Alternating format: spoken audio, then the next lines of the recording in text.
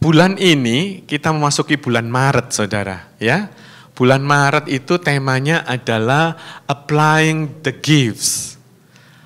Per bulan kita mengalami satu tingkatan. Januari kita mengenal gift-nya itu apa. Februari develop the gift. Mengembangkan gift itu gimana. Nah, sekarang kita mengaplikasi gift itu di dalam kehidupan kita sehari-hari. Caranya gimana? Nah, kita belajar di satu ayat di sini dikatakan 1 Timotius 4 ayat 14a. Jangan lalai dalam mempergunakan karunia yang ada padamu. Dalam bahasa Inggrisnya dikatakan, do not neglect the spiritual gift within you. That special endowment which was intentionally bestowed on you by the Holy Spirit.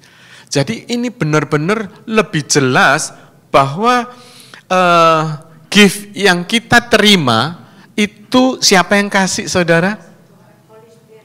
Holy Spirit. Tuhan sendiri yang kasih gift itu ke kita. Jadi kita nggak boleh lagi iri dengan yang lainnya. Kok dia enak ya dapat ini, kok dia dapat aku kok enggak? Enggak, saudara. Itu Tuhan sendiri yang memberikan gift itu. Nah, bagian kita adalah apa, saudara? Jangan lalai. Do not neglect. Jangan abaikan gift yang saudara dan saya miliki ini. Gift yang ada di dalam diri kita harus diaplikasikan. Kalau enggak, ya dikasih ke orang lain. Betul ya? Kalau saudara sudah dikasih gift, saudara enggak mau mengaplikasikan, gift itu akan diambil lagi, dikasih siapa yang mau mengembangkan gift itu. Nah, di ayat ini merupakan satu pedoman dalam bulan-bulan Maret. Ya, gimana kita mengaplikasikan. Lalu di Roma 11 ayat 36 itu Paulus menulis demikian, saudara. Sebab segala sesuatu adalah dari Dia dan oleh Dia dan kepada Dia, bagi Dialah kemuliaan sampai selama-lamanya. Saya garis bawahi kuning itu sama biru sama hijau, ada 3 poin yang kita melihat di ayat ini. Paulus menulis ayat ini karena apa, saudara? Karena ini merupakan satu doa penyembahan kepada Tuhan, pengagungan kepada Tuhan. Kenapa dikatakan demikian? Karena di sini jelas dikatakan bahwa Paulus itu mengharapkan saudara dan saya bisa melakukan segala sesuatu di dalam kehidupan kita untuk Tuhan, ya. Lalu melalui Dia. Lalu segala sesuatu itu kemuliaan namanya. Apapun yang saudara lakukan di muka bumi ini. Nah, mengaplikasikan ini yaitu gift yang saudara dan saya terima, kasih karunia yang saudara dan saya terima, itu harus diaplikasikan dalam kehidupan kita. Untuk siapa? Untuk Tuhan. Semata-mata dari Tuhan, oleh Tuhan, untuk Tuhan. Nah, ada 3 poin, kuning, biru, dan hijau, saudara ya. Saudara ingatin ini. Lalu Kolose 3 yang saya bahas untuk for from him. Di Kolose 3 ayat 23, Paulus menulis demikian. Apapun juga yang kamu perbuat, perbuatlah apa? Dengan segenap hati. Dengan segenap hatimu. Seperti untuk Tuhan dan bukan untuk manusia. Whatever you do, whatever your tasks may be, work from the soul. That is, put in your very best effort as something done for the Lord and not for man. Paulus ini menjelaskan lagi, saudara. Apapun yang kamu lakukan, perbuatlah semua itu untuk Tuhan. Jangan pernah kita ambil sedikit kredit, istilahnya sekarang ya. Kalau kita, anak saya motoin saya, lalu foto saya masukkan ke Instagram, anak saya protes. Kasih dong kredit ke aku yang ngambil foto. Ya toh? Betul ya, saudara ya? Supaya apa? Namaku muncul juga di situ. It is human, saudara. It is normal, human ya. manusia berpikir mau dihormati, itu pasti normal, ya. Tapi Paulus mengatakan, ayo kamu sadaro, apapun yang kamu lakukan, apapun, itu dengan segenap hatimu kamu lakukan, seperti untuk Tuhan. Ini luar biasa firman Tuhan untuk apply the gift ini. Apapun yang saudara lakukan, baik itu pekerjaanmu, lakukanlah di dalam kantormu, kamu benar-benar melakukan ini untuk siapa?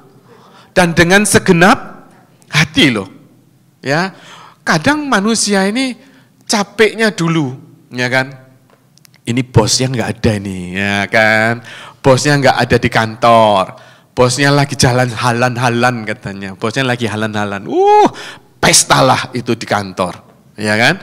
Banyak pekerjaan, tapi santailah, nggak ada tekanan sama sekali. Kalau ada bosnya, beda. Langsung pura-pura ngetik lah. Yang diketik ini nggak tahu apa, juga ditak-tak gitu ya. Itu di luar sana. Kalau di sini nggak ada. Di jemaat Rim bagus. Haleluya. Saya belajar juga saudara untuk melakukan dengan segenap hati. Waktu pelayanan pun saudara harus lakukan dengan segenap hati. Dan pelayanan ini bukan untuk siapa-siapa. Bukan untuk manusianya, bukan. Tetapi semata-mata untuk Tuhan. Amin. Kita nggak bisa ngambil kredit apalagi dalam pelayanan saudara. Justru di dalam pelayanan ini, sekarang ini modelnya kita makannya di sini. Bu Santi bingung, lu kok di sini tadi ya Bu Santi ya. Kita meminimize budgeting. Karena kita sewa di belakang itu tempatnya agak besar kan, double. Jadi mendinganlah kita dempet-dempet dulu ya. Nanti kita nabung-nabung bisa beli gedung. Kan gitu toh? Amin. Aminnya terjadi sesuai dengan imanmu. Jadi masa ini pun saudara gak perlu harus banyak, gak perlu saudara harus masak yang enak, gak perlu ya. Yang enak itu pasti semuanya gratis soalnya enak. Tapi lakukan itu, firman ini mengatakan apa? Segenap hatimu. Lalu seperti untuk bukan untuk santoso, bukan. Untuk Tuhan. Jangan untuk santoso. Santoso itu kurang terus soalnya. Kok dikit gitu ya. Lempernya sudah tak incir tadi ya. Begitu Adriani nulis lemper, waduh aku pikirku langsung lemper ini gitu. Terus dia bawa, kok dikit Adriani. Gitu. Nanti kita bagi ya, jangan diambil semua ya, bagi berdua ya. Oke. Ini dalam pelayanan, dalam rumah tangga, kita pun juga melakukannya bagi Tuhan. Para istri mungkin yang lebih kuat ya, makanya istri kan penolong. Dia yang bersihin rumah, dia yang bersihin apa saja. Laki-lakinya kalau di Bali nih, aduh ayam jago, gitu ya. Nggak semuanya. Nah, di situ waktu kita melakukan pekerjaan rumah, kadang kita capek kan, kadang kita ngomel nih, enak aja lu, suami gua, enak aja lu bangun tidur minta makan gitu. Tapi inilah kita lakukan, kita belajar untuk melakukan semua ini dengan segenap hati.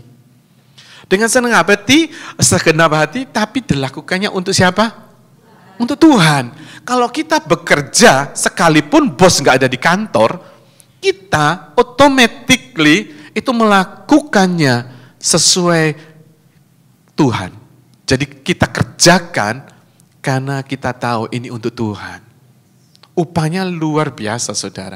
Kalau kita lakukan selama dalam apapun yang kita lakukan dengan segenap hati, very best effort ya, and then for the Lord, not for the man. Jadi sekali lagi Paulus katakan, ayo aplikasikan segala sesuatu yang di dalam hidupmu, kasih karunia yang engkau terima untuk Tuhan, bukan untuk manusia. Ketika Tuhan memerintah kita untuk memuliakannya, Tuhan mengundang kita untuk menikmatinya. Coba saudara renungkan, waktu Tuhan mau saudara mempermuliakan Dia lewat keluargamu, lewat pekerjaanmu, lewat studimu, ya, yang lagi studi, benar-benar kita studi untuk Tuhan. Bukan untuk orang tuamu, bukan untuk dirimu, tetapi ini loh, aku anak Tuhan harus lulus. Harus. Ya, on time lulusnya, tidak boleh delay itu terus, ya kan? Lalu apa lagi? Kita harus sebagai anak Tuhan harus menunjukkan bahwa benar-benar kita ini tanggung jawab. Kita memiliki kasih karunia itu untuk kita aplikasikan dalam kehidupan kita. Tuhan bilang, kalau engkau mengaplikasikan, artinya engkau memuliakan aku. Karena itu untuk Tuhan. Lalu kalau kita memuliakan Tuhan, Tuhan itu artinya mengundang kita untuk menikmati hasilnya. Amin. Di Ayub 2 ayat 10 dikatakan gini, apakah kita mau menerima yang baik dari Allah, tetapi tidak mau menerima yang buruk? Saudara, ini contoh di dalam Alkitab di mana Ayub mengalami banyak tekanan. Bahkan anaknya meninggal mendadak, apalagi hartanya habis kebakar, dia sakit, banyak penderitaan, persoalan, problem yang saat itu menekan Ayub. Bayangkan saudara, satu tekanan, satu persoalan, itu kadang baik. Kenapa? Ayub tahu Tuhannya. Ayub mengerti apa yang dilakukan semuanya, baik itu situasinya menyenangkan, baik situasi tidak menyenangkan, dia lakukan itu untuk Tuhan. Karena gini, waktu dia mengalami saat seperti tekanan itu, istrinya, temannya mengatakan, kutuki Tuhanmu, kok kamu ini orang baik, kamu masih disakitin, kamu masih mengalami hal-hal yang negatif ini. Kutukin aja Tuhanmu. Ayub ngomong gini, apakah kita mau menerima yang baik saja dari Allah? Tapi tidak mau menerima yang buruk.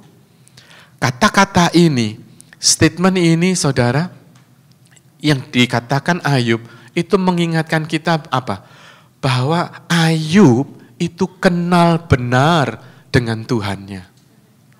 Ayub tahu sekali siapa Tuhannya, sehingga dia bisa mengatakan ini, saudara dan saya naik level lagi bulan ini, untuk mengaplikasikan kasih karunia yang ada dalam hidup kita.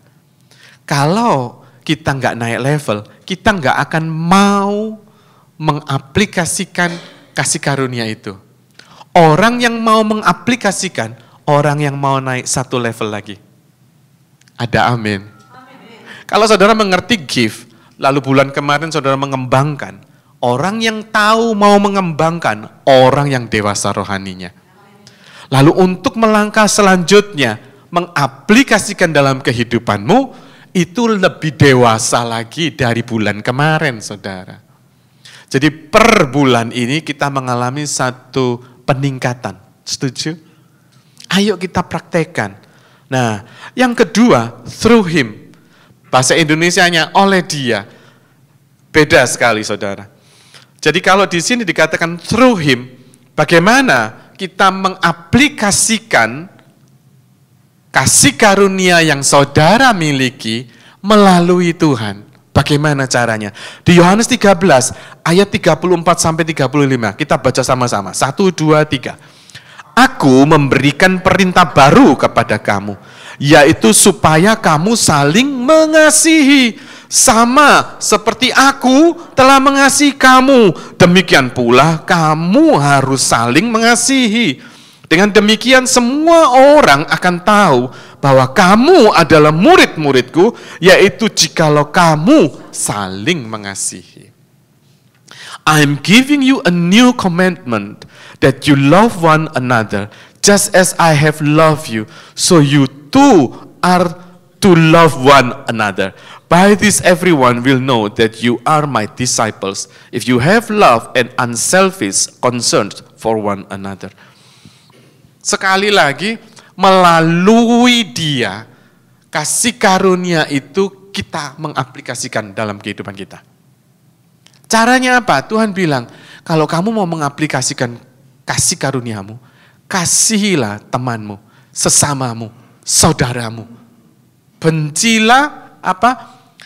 Satu kebencian itu harus dibuang, maksudnya kebencian harus dihapus di dalam kehidupanmu. Bahkan firman Tuhan katakan, ampunilah musuhmu. Saudara, banyak anak Tuhan mengaplikasikan kasih karunia-Nya, tetapi masih mendendam, masih sakit hati, masih tidak genuine, ya. Tapi firman ini mengatakan, lakukan itu melalui Dia, lewat Tuhan, saudara akan dimampukan untuk mengasihi saudaramu. Jadi kalau saudara sekarang masih mikir, aku benci sampai ini, saudara harus mengaplikasikan kasih karuniamu, salah satunya yaitu pengampunan. Harus kita lakukan. Anak-anak Tuhan tidak boleh ada kebencian dan sakit hati. Mengikut Kristus bukanlah sekedar percaya, termasuk menjadi bagian dan belajar mengasihi keluarga Allah. Kita katakan, I love you, Lord. Tetapi dalam kehidupan sehari-hari, kita benci sama saudara kita. Kita benci dengan kakak kita. Kita benci dengan adik kita. Kita benci dengan mertua kita. Kita benci dengan ponakan atau siapapun. Sedangkan saudara mengatakan, aku mengasihimu Tuhan. Engkau lihat aku Tuhan, aku sungguh-sungguh mengasihi. Saudara dikatakan untuk mengikut Kristus, bukan sekedar percaya bahwa Yesus juru selamat. Tetapi lewat Dia, saudara bisa mengaplikasikan kasih Kristus yang ada di dalam hidupmu. Percuma kalau saudara ngomong cinta sama Yesus, tapi saudara mangkelan sama saudaramu. Dikatakan di dalam firman Tuhan bahwa orang saat perjamuan masih ada kepahitan, suruh berhenti dulu perjamuannya. Betul enggak? Lalu kita datengin, misalnya saya sama Andri sorry ya kemarin ini. Bereskan dulu. Baru kita terima. Ini yang benar. Tapi banyak anak Tuhan yang pura-pura percaya Kristus. Tapi di dalam kehidupannya masih membenci saudaranya. Saudara, pagi ini ayo kita belajar untuk naik tingkat satu level lagi. Bulan ini kita mengaplikasikan, kita belajar, saya pun belajar untuk mengaplikasikan apa sih namanya cinta Kristus itu. Apa sih yang namanya kasih agape itu? Yang kasih unconditional love. Yang kasih tanpa syarat. Apa sih itu? Mungkin tahun-tahun lalu kita gagal, saudara. Mungkin waktu-waktu yang lalu kita masih mangkel. Mungkin tahun-tahun yang lalu kita belum naik kelas. Tapi saat ini kita mau belajar, saudara. Bahwa kasih Kristus yang ada di dalam kehidupan kita, ini harus kita aplikasikan juga. Berarti bukan hanya percaya Yesus, no. Tapi kita harus mengaplikasikan dengan apa? Mengasihi, menjadi bagian itu dalam kehidupan kita. Amin.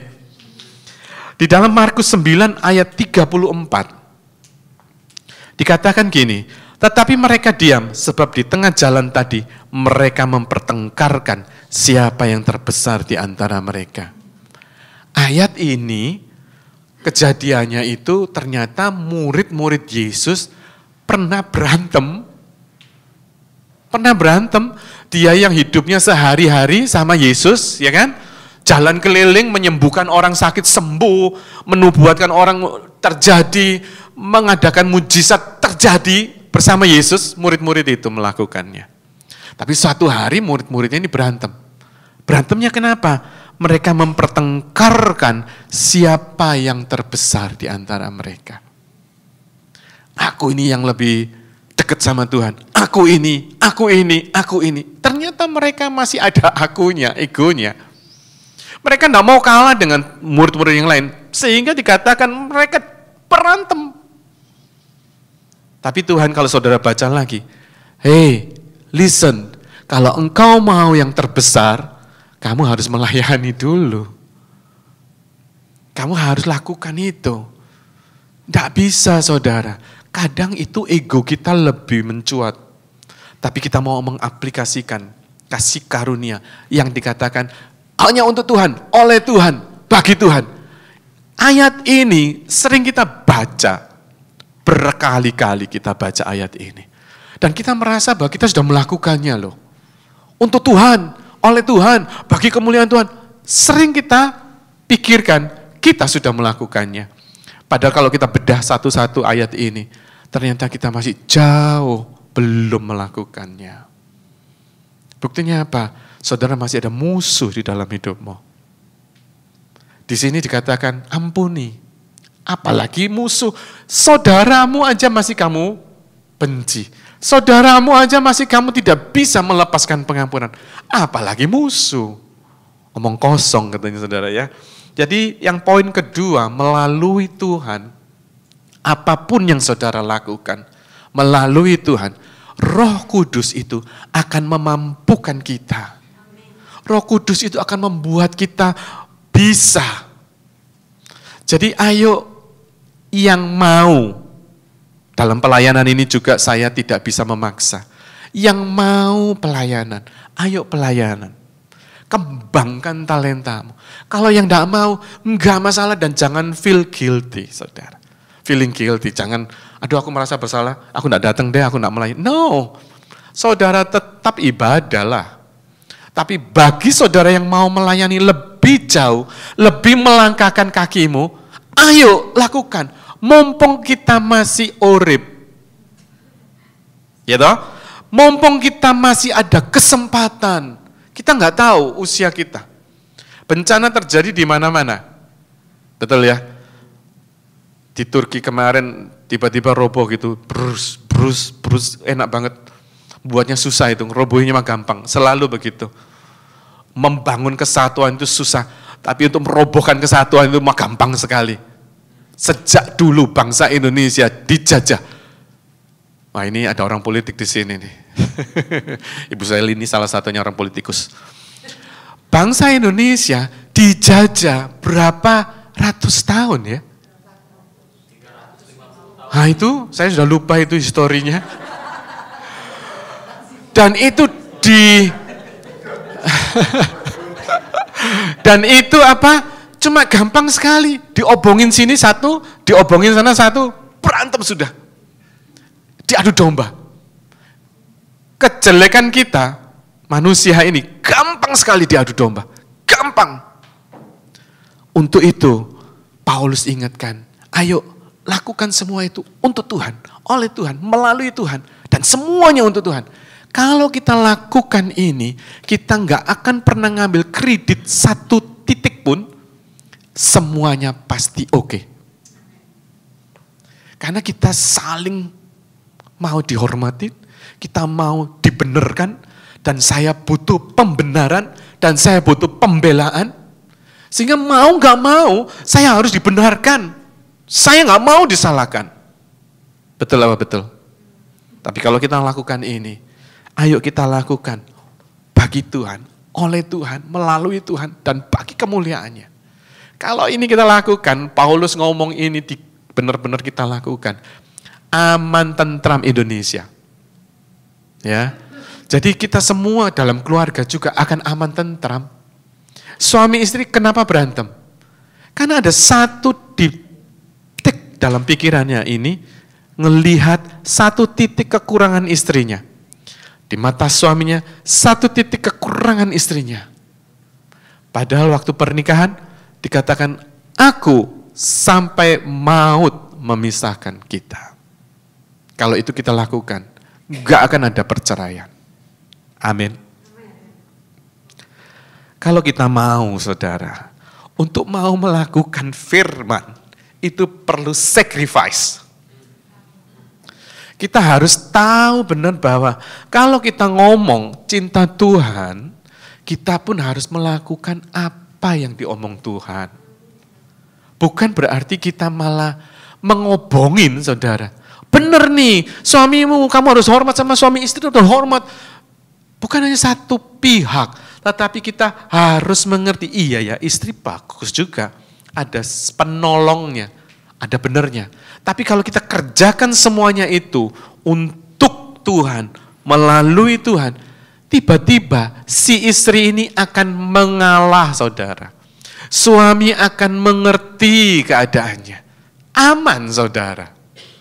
Ya. Jadi ayo kita berpikir dan merenungkan dan melangkahkan kaki kita bulan Maret ini mengaplikasikan kasih karunia. Kasih karunia ini saudara diberi sama Tuhan itu spesifik, gak ada yang sama. Oleh karena itu Tuhan katakan kita ini seperti bangunan tubuh Kristus. Ada yang bagian jentik, bahasa Prancisnya ini jentik, saudara tahu? Kelingking. Ini apa? Telunjuk. Beda-beda, jempol, beda tugasnya. Jentik mungkin merasa dirinya sering, aku gak ada apa-apanya, aku gak mampu. Padahal kalau ini dipakai ke sini, enak pol. Kalau ini gak bisa masuk, saudara. Ada tugasnya yang luar biasa, membantu tubuh ini nyaman kan? Betul nggak? Kalau mau korek-korek di sini pakai jempol ya nggak nyaman kan? Tapi kalau pakai kelingking kan nyaman, enjoy. Makanya Tuhan bilang, aku memanggil kamu untuk memuliakan Tuhan, untuk kau nikmatin. Apapun yang kamu lakukan, kalau untuk Tuhan, engkau akan menikmati. Amin. Jadi kita untuk melalui Tuhan, aplikasikan kasih karuniamu, apa yang Tuhan lakukan, kita lihat. Tuhan itu mau mencuci kaki muridnya, bayangin saudara. Guru loh dia, seorang rabi. Dia mau rendah hati, ngumbah sikile muridnya. Karena Cik Suan ini maunya bahasa Jawa ada di gereja. Jadi aku pakai bahasa Jawa, karena bahasa Jawa itu nomor 2 di surga. Jadi oke lah, berbahagialah orang yang dari Jawa. Bahasa Batak pun juga nomor 3, karena di sini ada Batak juga. Oh Sunda. Sunda nomor 4 lah ya.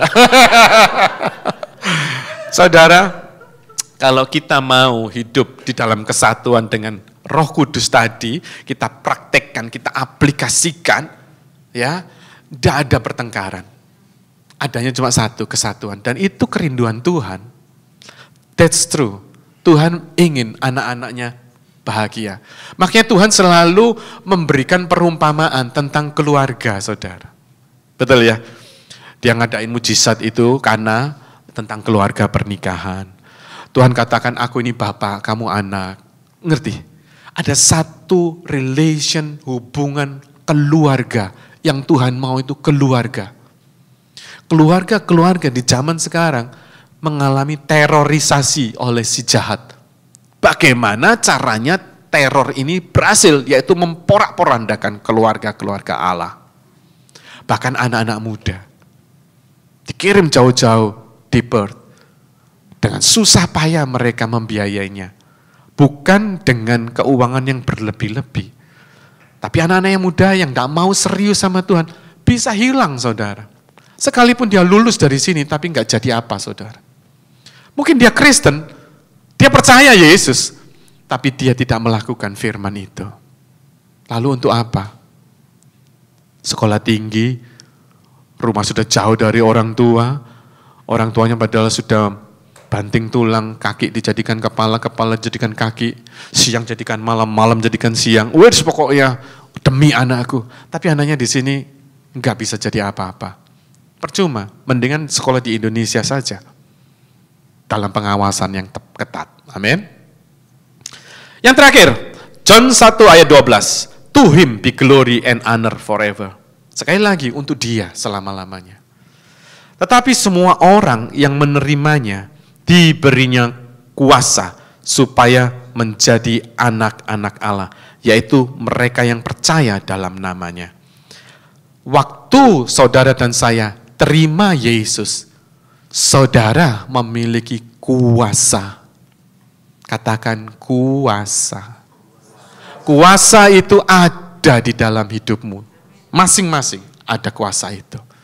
Ayo kita aplikasikan kuasa itu. Ya. Di sini dikatakan kita mendatangkan kemuliaan bagi Tuhan dengan memberitahukan orang lain tentang Dia. Artinya apa? Waktu engkau menerima kuasa, ingat gak di Kisah Rasul 1 ayat 8? Sebelum Tuhan naik ke surga, Dia ada di Yerusalem. Dia kumpulin murid-muridnya. Murid-murid ayo kumpul. Jangan kemana-mana ya. Tunggu di sini. Setelah aku berikan kamu roh penolong yang namanya Roh Kudus itu, baru kamu pergi. Kenapa? Tuhan memberikan kuasa itu buat saudara dan saya. Untuk memberitakan kabar sukacita. Ada tugas yang saudara dan saya harus kerjakan. Bukan berarti saya dulu hidupnya di sini, hidup saya yang lama yang penuh dosa di sini, ya.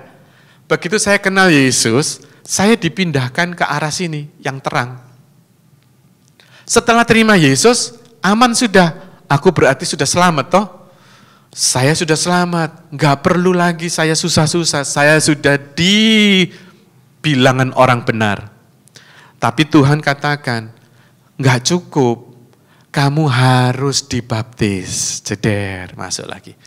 Oh, perlu dibaptis ternyata. Yes, kamu harus dibaptis.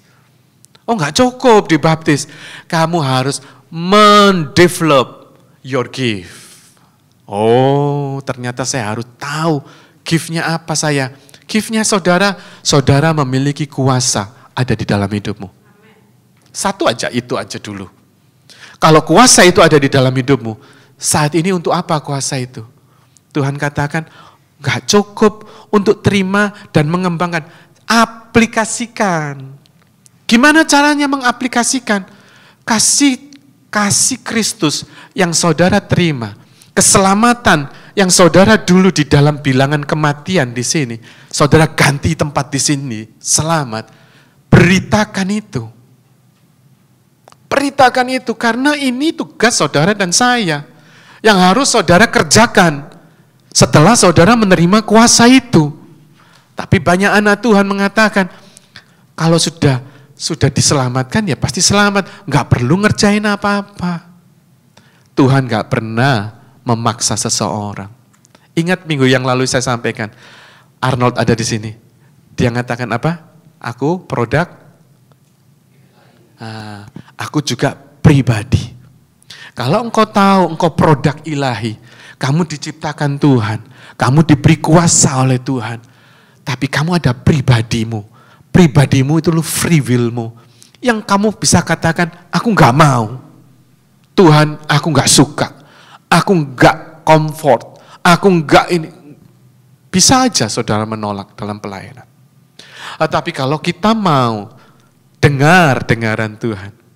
Ya, di sini dikatakan gini. 2 Timotius 4 ayat 2 dikatakan, beritakanlah firman, siap sedialah baik atau tidak baik waktunya.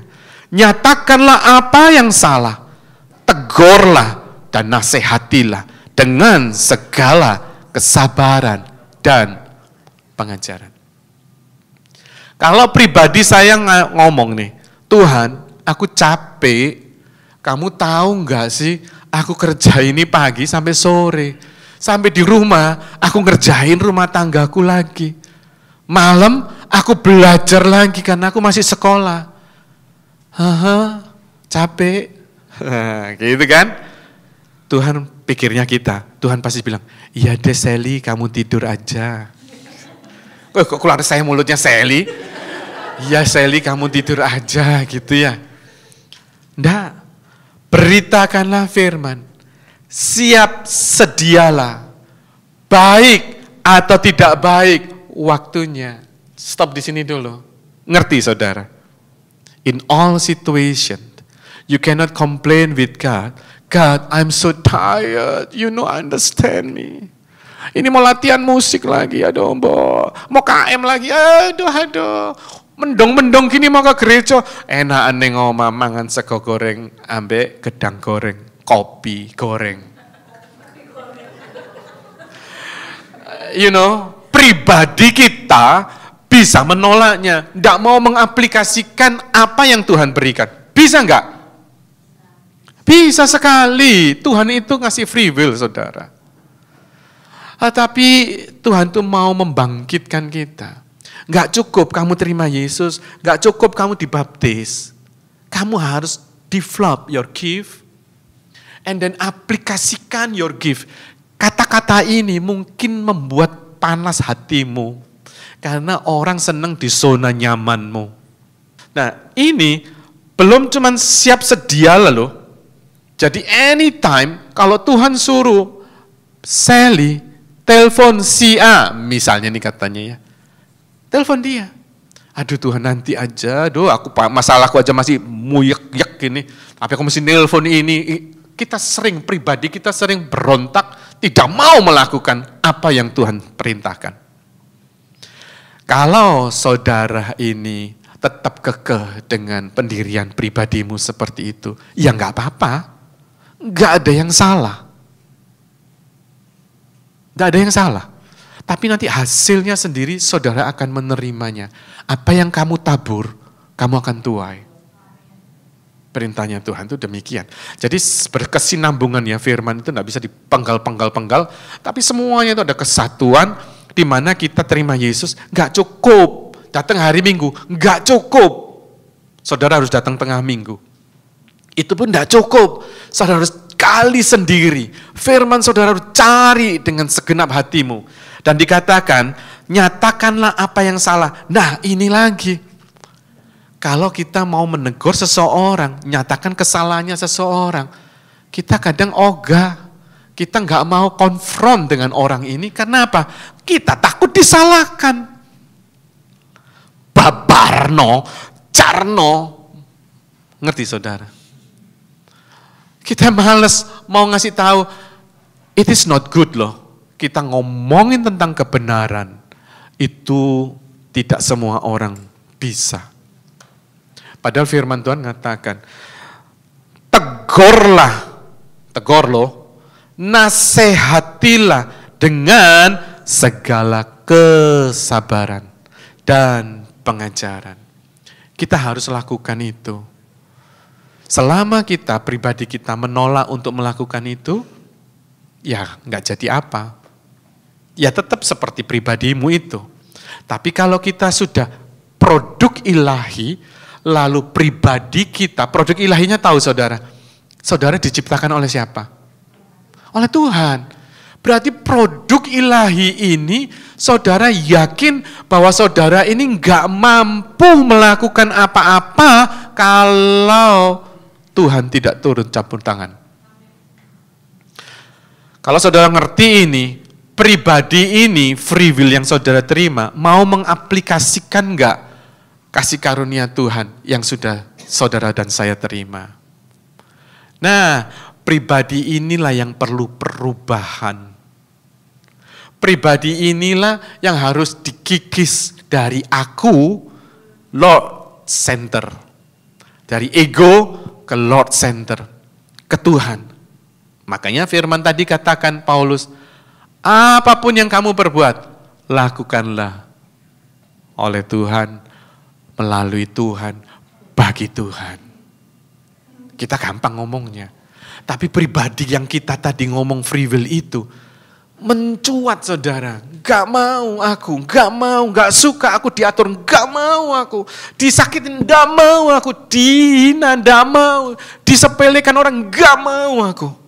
Aku punya harga diri, aku sudah capek dikhianatin. Lah, kan gitu saudara. Sudah mencuat ini egonya. Tapi Tuhan mau, ayo lakukan. Kalau aku membasuh, apakah kamu mau membasuh kaki musuhmu? Belum disuruh itu loh saudara, belum. Ya. Mengampuni saja, melepaskan pengampunan saja, itu susah sekali. Ya apa ya? Wah, itu banyak susahnya dia itu. Banyak dendamnya itu ya. Saya pun mengalami, saudara. Saya sama papi saya dulu nggak bisa memaafkan. Nggak bisa. Sampai saya minggat. Supaya saya nggak, meng-curse papi saya gitu loh. Otomatis mulut ini kan bisa mengutukin kan. Kalau lihat olahnya papi saya bisa ngutukin gitu loh. Tapi saya mendingan minggat. Aku gak peduli wis, kon kaping berangkang, kaping jengking, kaping laku, istilahnya begitu. Aku gak peduli, aku gak ngelihat. Gitu saudara. Dan saya pergi, beneran saya pergi. Saya benci. Tetapi suatu hari, Tuhan ingatkan saya untuk melepaskan pengampunan buat papi saya. Dan saya mau lakukan. Pribadi saya pertamanya nolak kan. Wong saya ini bener loh Tuhan. Yang dia yang salah, dia merit lagi. Kan menyakiti hati aku, gitu kan saudara. Merasa saya benar. Dan saya berhak untuk membenci dia. Itu normal pikiran seperti itu. Tapi Tuhan katakan, tidak, kamu harus mengampuni papimu. Harus lepaskan kata-kata itu. Lalu Tuhan ingatkan saya untuk telepon. Dan terjadilah pemulihan. Saya bisa ngerasakan, waktu saya mengampuni papi saya, itu ada selubung hitam di kepala saya, itu ditarik ini. Selama orang itu tidak bisa melakukan atau mengaplikasikan firman Tuhan, berarti di dalam otak pikiran kita ada selubung yang kita nggak lihat. Selubung ini menutupi kita untuk tidak kita mau melakukan perintah itu. Tapi kalau saudara mau melangkahkan kakimu, mau mengaplikasikan dan mendatangi, yes, aku mau lepaskan pengampunan. Aku datang dengan genuine dari hatiku yang paling dalam. Papi, ampunisan. Papi saya nangis waktu itu saudara. Kamu di mana? Aku di Bali. Selama itu dia enggak cari saya sama kakak saya, enggak nemu saya. Saya pindah ke Bali, dari Surabaya saya pindah ke Bali. Dan di Bali saya berusaha sendiri. Saya bekerja sendiri tanpa ada bantuan uang sesen pun. Dan bukan gagah saya ya, bukan. Karena kesombongan itu saya. Tapi diubah, pribadi saya diubah sama Tuhan. Ditekuk sama dia. Bila perlu dilas, digerak gitu saudara. Saking kencengnya. Tapi puji Tuhan tidak sampai macam-macam ya. Saya begitu suara itu dengar, saya dengar waktu saya itu istirahat di kos-kosan saya. Tuhan itu bilang, kamu harus memaaf. Oh gini, hari ini ulang tahunnya papimu. Pas 6 November. Telepon dia. Say sorry buat dia. Wah, kalau pribadi saya mengulet lagi, saya nggak mau. Saya sudah saya sudah minggat. Saya nggak pedulin mereka semua, saya nggak pedulin. Tapi saat itu, dia puter pikiran saya. Ego saya jadikan Lord Center. Langsung saya aplikasikan dalam kehidupan saya.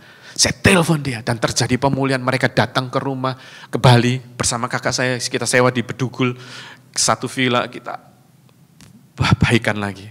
Sampai meninggalnya beliau. Dia memberkati saya satu-satu anaknya. Luar biasa, luar biasa. Dan itu enggak pernah hilang dalam pikiran saya. Dan saya bisa merasakan seseorang bila tidak bisa mengampuni, itu memang sangat jahat roh kebencian itu. Sangat jahat. Dan kebencian ini bisa mengcover pikiran kita, sehingga kita bisa membunuh loh saudara. Kejadian kemarin ini dari berita-berita yang dari orang Hong Kong mana itu, mungkin saudara viral itu atau saudara lihat itu. Ada lagi yang ditendangin, pajak saya nggak tahu lah itu. Ada ya berita itu ya. Nah, keadaan seperti ini itu dari akar kebencian yang terus, yang di sini juga mamanya ngasihin vape rokok ke bayinya yang belum setahun. Ada viral juga saudara. Dia katakan, do you want to try? Sama bayinya yang belum setahun. Diviralkan lalu dia ditangkap polisi sudah. Karena apa? Ada satu kepahitan, kebencian dan ini sangat rawan. Bangsa Indonesia pun dijajah dengan kebencian berapa ratus tahun. Dan sangat mudah diadu domba. Ting-ting langsung tor gitu saudara. Nah kita nggak mau, kita mau generasi kita ini generasi yang militan bersama Tuhan. Ayo aplikasikan kasih karunia yang saudara miliki. Jangan saudara bilang cinta Yesus tapi di dalam hidupmu tidak bisa mencerminkan Yesus ada di dalam hidupmu. Di dalam tingkah lakumu nggak ada Yesus sama sekali. Ayo kita lakukan itu. Sehingga orang-orang di sana bisa lihat, beda ya ini ya. Beda ya kamu ya dari dulu sampai sekarang ini kamu beda. Everyone can feel it. Bisa melihatnya. Buah itu akan nyata. Amin. Have a blessed Sunday.